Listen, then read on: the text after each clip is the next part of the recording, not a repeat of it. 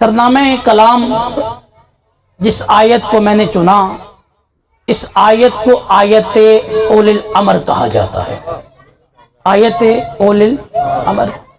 اور قرآن مجید سے آیت کی تلاوت اور ابتدائے کلام کرنے کا مقصد یہی تھا، کیونکہ اللہ کے آخری نبی نے فرمایا میں تمہارے درمیان دو چیزیں چھوڑ کر جا رہا ہوں، ایک قرآن چھوڑ کر جا رہا ہوں، دوسری اپنی اہل بیت چھوڑ کر جا رہا ہوں۔ اگر تم نے قرآن سے بھی تمسک کیا اور اہل بیت سے بھی تمسک کیا، پھر قیامت کے دن تم جنت میں پہنچ جاؤ گے۔ ارشاد رب العزت ہو رہا ہے یا ایھا الذین آمنوا، اے ایمان والو، اے ایمان والو، کرنا کیا ہے؟ اطیعوا اللہ، اطاعت کرنی ہے مجھ اللہ کی۔ پھر فرمایا وَأَطِیعُوا الرَّسُولَ، اب جب تم نے میری اطاعت کر لی تو پھر جس محمد سے مجھے محبت ہے، میرے نبی کی بھی تم نے اطاعت کرنی ہے۔ اپنی اطاعت، اپنے رسول کی اطاعت۔ آگے چل کے رحمان و رحیم اللہ نے اپنا بھی نام لیا، اپنے رسول کا بھی نام لیا۔ آگے چل کر اللہ نے تیسری جس ہستی کی اطاعت کا حکم دیا، اس کا نام نہیں بلکہ اس کی صفات کا ذکر کیا۔ فرمایا وَأُولِي الْأَمْرِ مِنْکُمْ، جو بھی تم میں صاحب امر ہیں ان کی اطاعت بھی تم پر واجب ہے۔ تین اطاعتیں، اللہ کی اطاعت، اس کی رسول کی اطاعت اور اولی الامر کی اطاعت۔ اب ہم نے دیکھنا یہ ہے قرآن سے کہ رحمان و رحیم اللہ کی اطاعت کا معیار کیا ہے، کس انداز میں ہم نے اللہ کی اطاعت کرنی ہے۔ ایک بار یوں ہوتا ہے کہ میں کسی بھائی سے کہتا ہوں پانی لائیں، پانی، اب اس کی مرضی پانی لائے یا پانی نہ لائے، لیکن اللہ کی اطاعت کا یہ معیار نہیں ہے۔ آؤ قرآن سے پوچھتے ہیں رحمان و رحیم اللہ آپ کی اطاعت کا معیار کیا؟ آواز توحید آئی کہ میں اللہ نے جب اپنا سب سے پہلے نمائندہ حضرت آدم کو خلق کیا، حضرت آدم کو، تو رحمان و رحیم اللہ نے حکم دیا اے میرے ملائکہ آدم کو سجدہ کرو، آدم کو، تو سارے کے سارے فسجدوا کلہم، سارے کے سارے فرشتوں نے سجدہ کیا الا ابلیس، ایک شیطان نے نہیں کیا، ایک شیطان نے۔ اب رحمان نے پوچھا یا ابلیس کیوں سجدہ نہیں کرتے؟ استکبرتا ام کنتا من العالیین، تو سجدہ کیوں نہیں کرتا؟ کیا تو بڑے لوگوں میں سے ہو گیا ہے؟ اللہ اکبر۔ اب حضرت آدم خلق ہوئے، اب قرآن مجید سورہ سواد رحمان کا یہ ابلیس سے خطاب کرنا، استکبرتا، کیا تو نے تکبر کیا؟ ام کنتا من العالیین، یا تو بڑے لوگوں میں سے ہو گیا؟ اب یہی آیت چھٹے امام کے سامنے پیش کی گی، مولا آدم سے پہلے کچھ بڑے لوگ تھے جن پہ سجدہ آدم واجب نہ تھا۔ امام نے فرمایا ہاں، آدم سے پہلے پنجتن پاک تھے جن پہ سجدہ آدم واجب نہ تھا۔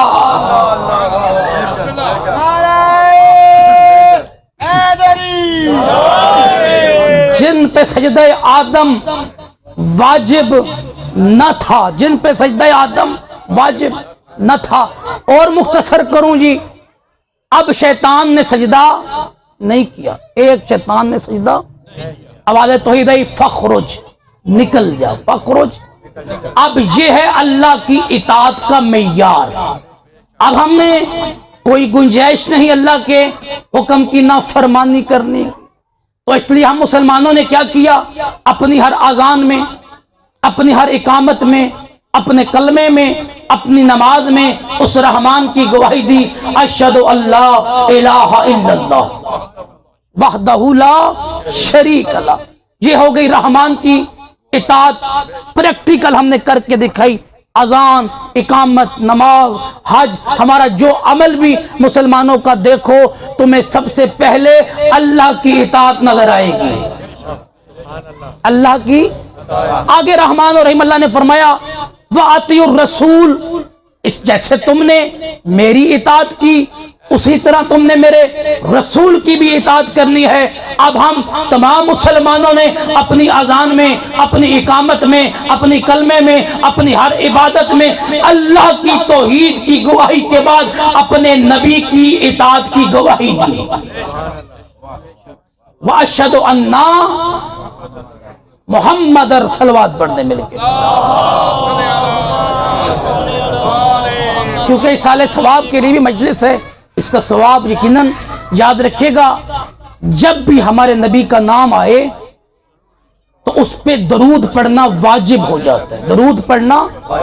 حضرت جبرائیل آئے نبی معظم کے پاس، جبرائیل نے کہا یا نبی اللہ اپنی امت کو بتا دے، وہ رحمان کہہ رہا ہے مجھے اپنے حبیب سے محبت ہے، مجھے اپنے حبیب سے محبت ہے، اگر تیرا کوئی امتی تیرا نام محمد سن کر درود نہ پڑھے مجھے رحمان کے نزدیک وہ بخیل شخص ہے۔ صلوات پڑھ دے مل کے۔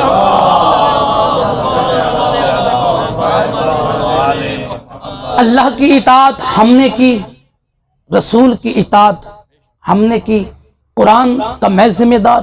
اگلی میں جتنی گفتگو کروں گا برادران اہل سنت کی کتابوں سے میں اپنے لفظ کا ذمہ دار۔ اب ہم نے کرنی ہے اول الامر کی اطاعت، اول الامر کی اطاعت۔ آئیں رحمان سے پہلے قرآن مجید سے پوچھتے ہیں رحمان اور رحیم اللہ آپ نے جو حکم دیا اللہ کی اطاعت کریں، شاید اس سے میں آگے چلوں بھی نہیں، رسول کی اطاعت کریں قبلہ شاہ صاحب، اور اول الامر کی اطاعت کریں۔ رحمان و رحیم اللہ کے قرآن میں آپ نے بتایا ہے کہ کس کی اطاعت نہیں کرنی۔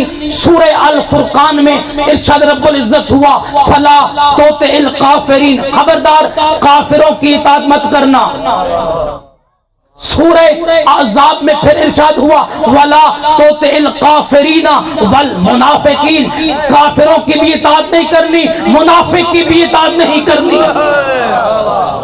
پھر رحمان نے سورہ القلم میں ارشاد فرمایا فَلَا تُطِعِ الْمُكَذِّبِينَ، جو سچوں کو جھٹلائیں ان کی اطاعت نہیں کرنی۔ پھر سورہ قلم میں دوبارہ ارشاد فرمایا وَلَا تُطِعْ كُلَّ حَلَافٍ مُّهِينٍ، ہلکے بار بار قسمیں کھانوں والوں کی اطاعت نہیں کرنی۔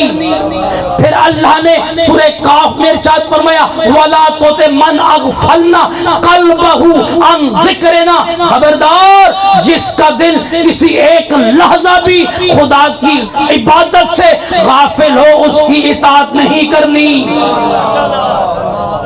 پھر سورہ الانسان میں ارشاد فرمایا وَلَا تُطِعْ مِنْهُمْ عَاصِمًا كَفُورًا، خبردار کبھی بھی کسی نافرمان انکار کرنے والے گناہگار کی اطاعت نہ کرنا۔ اب تمام مسلمان قرآن کے اس میزان کے مطابق ایسا اول الامر تلاش کریں جو کبھی کافر نہ ہو، جو منافق نہ ہو، جو ہلکا بار بار قسمیں نہ کھاتا ہو، جو نیکیوں سے نہ روکتا ہو، جو کم حسب نہ ہو، جو کم نسب نہ ہو، قرآن کے معیار پر جو ہستی پورا اترتی ہے اس کو مسلمانوں کی زبان میں یا نبی کہتے ہیں یا معصوم کہتے ہیں،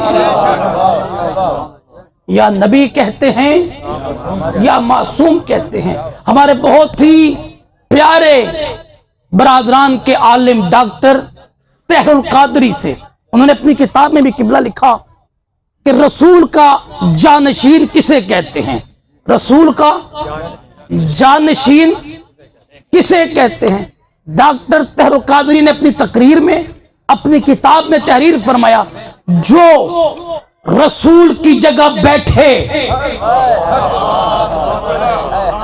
جو رسول کی جگہ بیٹھے اور رسول والے فیصلے کرے وہ رسول کا جانشین ہوگا۔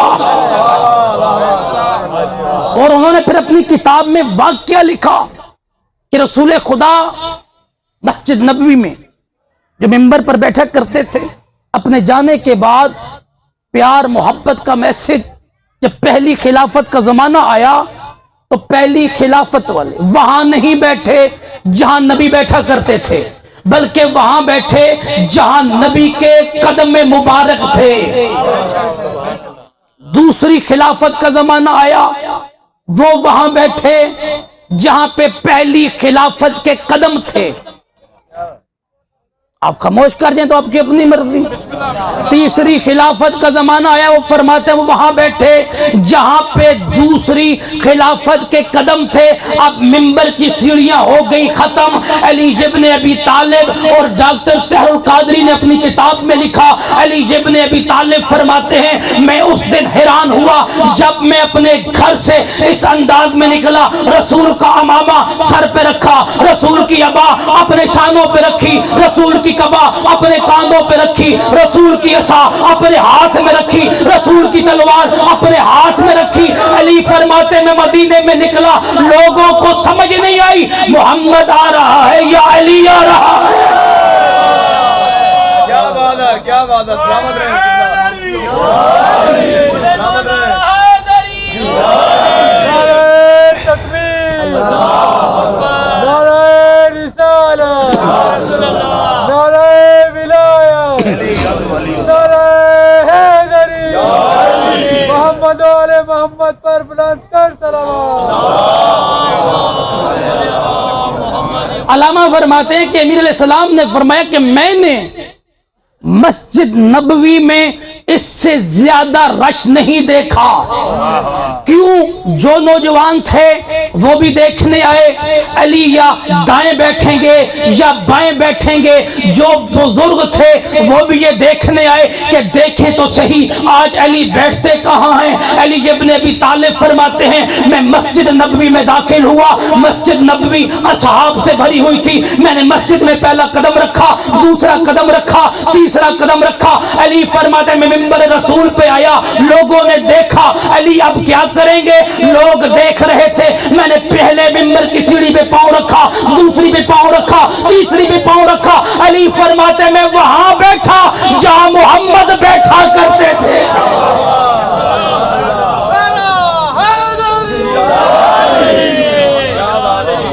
مسجد سے ایک بندہ اٹھا، مسجد سے ایک بندہ اٹھا، یا علی یہ آپ نے کیا کیا؟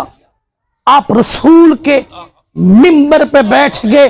علی فرماتے مدینے والوں تم سارے جانتے ہو آج میں لکڑی کے ممبر پہ بیٹھا، تمہاری آنکھیں سرخ ہو گئی، وہ وقت بھول گئے جب میں محمد کے کاندھوں پہ کھڑا تھا۔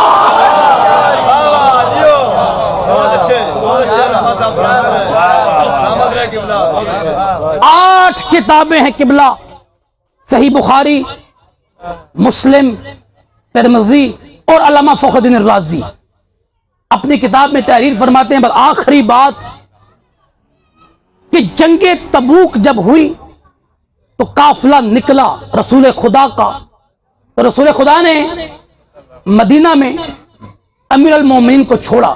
جب قافلہ نکلنے لگا تو امیر علیہ السلام جلدی سے آئے اور فرماتے ہیں یا نبی اللہ آپ نے مجھے بچوں میں اور عورتوں میں چھوڑ دیا۔ اب ہر کتاب میں ہے رسول خدا نے فرمایا یا علی انت منی بے منزلت ہارون من موسیٰ، یا علی تیری میرے ساتھ وہی نسبت ہے جو ہارون کی موسیٰ کے ساتھ تھی۔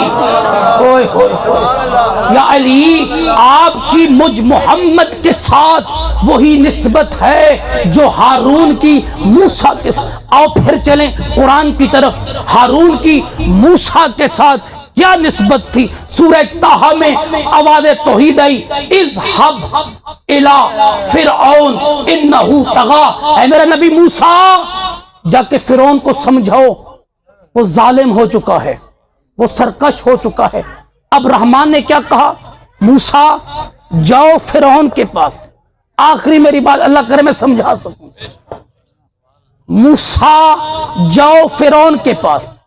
اب موسیٰ کو جاننا چاہیے تھا، قرآن ہے سورہ طہ میں نبی نے کیا کہا؟ ہاتھوں کو بلند کیا، قال رب اشرح لی صدری ویسر لی امری واحلل عقدۃ من لسانی واجعل لی وزیرا من اہلی ہارون اخی۔ اب اللہ کے نبی نے کہا اے میرے اللہ میری زبان کی گرہ کو کھول دے، میرے سینے کو علم کا خزانہ بنا، واجعل لی اور میرے خاندان سے میرے بھائی ہارون کو میرا وزیر بنا دے، میرے خاندان سے میرے بھائی ہارون کو میرا وزیر بنا دے۔ اب یہ کس نے کہا جی؟ موسیٰ علیہ السلام۔ اب آپ نے بولنا ہے جی، چاہے آپ جہاں سے بھی آئے، ہر بندے کا اپنا خطابت کا طریقہ ہے۔ کس نے کہا جی؟ موسیٰ نبی نے۔ موسیٰ کس سے کہا؟ اللہ سے۔ کیا کر؟ ہارون کو میرا وزیر بنا۔ پتا چلا نبی کا وزیر بنانا اللہ کا کام ہے، نبی کا کام نہیں۔ جب موسیٰ جیسا نبی اپنا وزیر نہیں بنا سکتا، پھر محمد کا وزیر بھی امت نہیں خدا بنائے گی۔ اب حضرت ہارون کو حضرت موسیٰ کے ساتھ کیا نسبت ہے؟ پہلی نسبت حضرت ہارون حضرت موسیٰ کے خاندان سے، موسیٰ کے حضرت موسیٰ کے خاندان۔ دوسری نسبت حضرت ہارون حضرت موسیٰ کے چچا کے بیٹے۔ تیسری سے زیادہ نسبت حضرت ہارون موسیٰ کے داماد تھے۔ چوتھی نسبت ہارون کو بھی اللہ نے 2 بیٹے دیے تھے۔ پانچویں نسبت ہارون نے 40 سال کے بعد نبی کی مدد نہیں کی، ادھر موسیٰ نے اعلان کیا، ادھر ہارون نے بھی اعلان کر دیا۔ اب جو نسبت ہارون کو موسیٰ سے تھی وہ نسبت دیکھیں کس کو ہے محمد کے ساتھ۔ جیسے ہارون موسیٰ کے خاندان سے، ویسے علی محمد کے خاندان سے۔ جیسے ہارون چچا کے بیٹے، ویسے علی محمد کے چچا کے بیٹے۔ جیسے ہارون کے 2 بیٹے کہلوائے موسیٰ کے، اسی طرح علی کے 2 بیٹے مباہلہ کے بعد علی کے نہیں محمد کے رہے۔ جیسے ہارون نے پہلے دن موسیٰ نبی کی مدد کی، کب جی؟ پہلے دن دعوت دل عاشورہ ہوئی، رسول نے کیا کہا؟ پھر برادران اہل سنت کی علامہ فخر الدین رازی بڑی لمبی گفتگو ہے، پھر کبھی موقع ملا تو اللہ کے نبی نے کیا فرمایا؟ جو آج میری مدد کرے گا، جو آج میری، اب اللہ کے نبی نے یہ نہیں کہا یہ میری مدد کرے، یہ کرے، یہ کرے، مطلق چھوڑ دیا، سب کو اختیار دے دیا۔ جو آج میری مدد کرے گا ان یکون اخی وسی خلیفتی من بعدی، جو میری آج مدد کرے گا میرے بعد وہ میرا خلیفہ ہوگا، میرا بھائی ہوگا، میرا وزیر ہوگا۔ اب ہر مصنف نے لکھا کون اٹھا، کون اٹھا، جیسے ہمارے نواد خان بھائی کہتے ہیں سبحان اللہ آپ بولیں، اب میں آپ سے کہہ رہا ہوں کون اٹھا؟ صدقے جاؤں، کون اٹھا جی کون اٹھے جی؟ ہر کتاب میں ملتا ہے کون اٹھے جی؟ مولا امیر علیہ السلام اٹھے۔ اب علی نے کیا کہا؟ میں آپ کی مدد کروں گا، میں آپ کی۔ قبلہ اب 2 وعدے ہوئے ہیں یہاں پر، کتنے وعدے؟ ایک نبی کی طرف سے، ایک علی کی طرف سے۔ نبی نے وعدہ کیا جو میری مدد کرے گا وہ میرا بھائی، میرا اخی، میرا وزیر ہوگا۔ علی نے کہا میں مدد کروں گا۔ اب 2 وعدے ہیں، آؤ دیکھیں کس نے کس طرح عمل کیا۔ علی نے وعدہ کیا میں مدد کروں گا، احد میں مدد کی، خندق میں مدد کی، خیبر میں مدد کی، مکہ میں مدد کی، مدینہ میں مدد کی۔ شب ہجرت بستر موت پہ سو کر محمد کی مدد کی، میدان کے ہر جگہ پہ علی نے مدد کر کر کے اپنا وعدہ نبھا دیا۔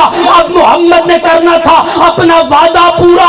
اللہ نے کہا رسول تیری زندگی کا آخری حج ہوگا، مقام غدیر ہوگا، منبر بنا کے 1.25 لاکھ کے سامنے تو بھی ہاتھ بلند کر کے کہیں جس جس کا میں مولا اس کا علی مولا۔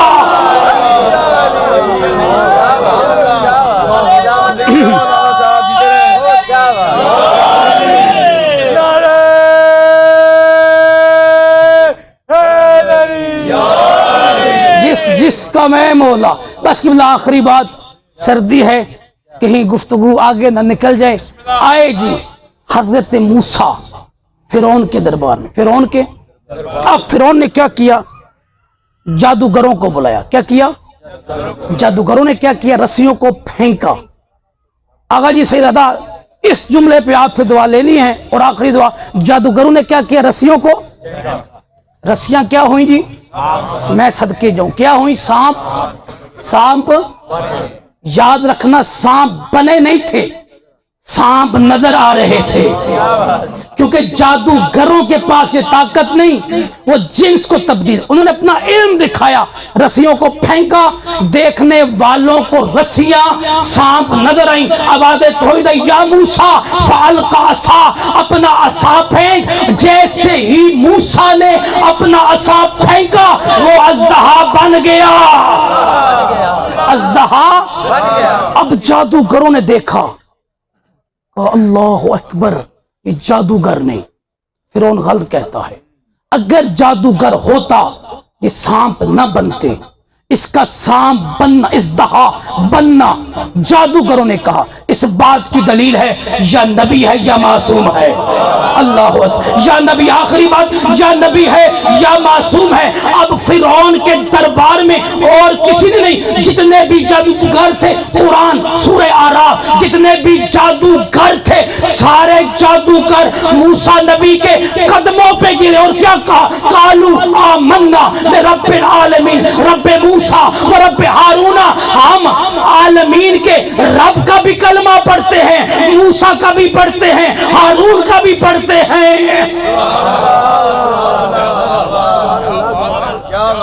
ہم عالمین کے رب کا بھی کلمہ پڑھتے ہیں، اس کے نبی کا بھی پڑھتے ہیں، اس کے وزیر کا بھی پڑھتے ہیں۔ یاد رکھنا، دنیا بڑی آپ نے پیار سے سنی، آخری بات کروں گا جی۔ برادران اہل سنت کی بڑی مشہور کتاب فرائض السبتین، فرائض، جنت کے 8 دروازے، جنت کے کتنے جی؟ 8 دروازے۔ جنت میں ساروں نے جاننا ہے؟ تھوڑے بول رہے ہو، جنت میں سب نے جانا ہے۔ حیدری، اب دیکھیں جنت کے دروازے پہ لکھا کیا ہے۔ یہ میں نے کل ہی حدیث پہلی بار پڑھی ہے برادران کی کتاب میں، اور اتنا آج کل اچھا زمانہ آ چکا ہے، یہ حدیث آپ اپنے موبائل گوگل پہ صرف لکھ دیں، ما ہوا کاتبا فی ابواب جنہ، پوری عبارتیں کتابوں کے سامنے نظر آ جائیں گی۔ جنت کے 8 دروازے، تفصیل پھر کبھی، کتنے دروازے؟ کتاب موبائل میں میرے پاس ہے، میں آپ کو دکھانے کے لیے تیار۔ جنت کے 8 دروازے، ہر دروازے پہ لکھا ہوا تھا لا الہ الا اللہ محمد رسول اللہ علی ولی اللہ، علی ولی اللہ، علی ولی اللہ۔ کربلا میں جنگ نہیں، کربلا میں ظلم ہوا تھا، کربلا میں، کیونکہ جب تک مصائب نہ پڑے جائیں ہمارا عقیدہ مجلس مکمل نہیں ہوتی۔ عزیزانو مسلمانوں، تاریخ انبیاء کو پڑھیں، آدم نبی سے شروع ہوں، ہمارے نبی تک آئیں، ہمارے نبی سے لیں، اور آج تک اس سے آگے میں نے مصائب پڑھنا نہیں۔ مجھے کوئی ایسا گھر دکھاؤ جس کا 6 گھنٹوں میں 72 جنازے اٹھے ہوں۔ اللہ، کربلا کے میدان میں 10 محرم کو نماز فجر سے شروع ہوئی جنگ اور ظہر پہ ختم ہو گئی. ہماری بھی اولاد ہے، ہر ایک کی اولاد ہے، ہمیں کتنی محبت ہے اپنی اولادوں سے. عزادار سیدزادہ، اگر اللہ نہ کرے آج کسی کے بیٹے کو کوئی ایک چپیڑ لگائے نا، جنگیں ہو جاتی ہیں. میں قربان جاؤں حسین تیرے حوصلے پہ، کبھی اکبر کی لاش کو اٹھایا، کبھی قاسم کے ٹکڑوں کو اٹھایا، کبھی عباس کے بازوؤں کو اٹھایا. عزادارو، کربلا میں ظلم کی حد ہو گئی. علی اصغر 6 ماہ کا تھا، علی اصغر کو لے کر آئے، ماں خیمے کے دروازے پہ دیکھتی رہی اور میں نے اتنے زور سے تیر مارا. امام زمانہ فرماتے ہیں ذوبہا، علی اصغر کی گردن ایک کان سے لے کر دوسرے کان تک جدا ہو گئی. بابا کے ہاتھ پہ تڑپے، رو کر کہا بابا ناراض نہ ہونا، تیر بڑا تھا، میری گردن چھوٹی تھی. وما علینا الا البلاغ المبین وسیمین الذین من ينقلبون. رحمان و رحیم اللہ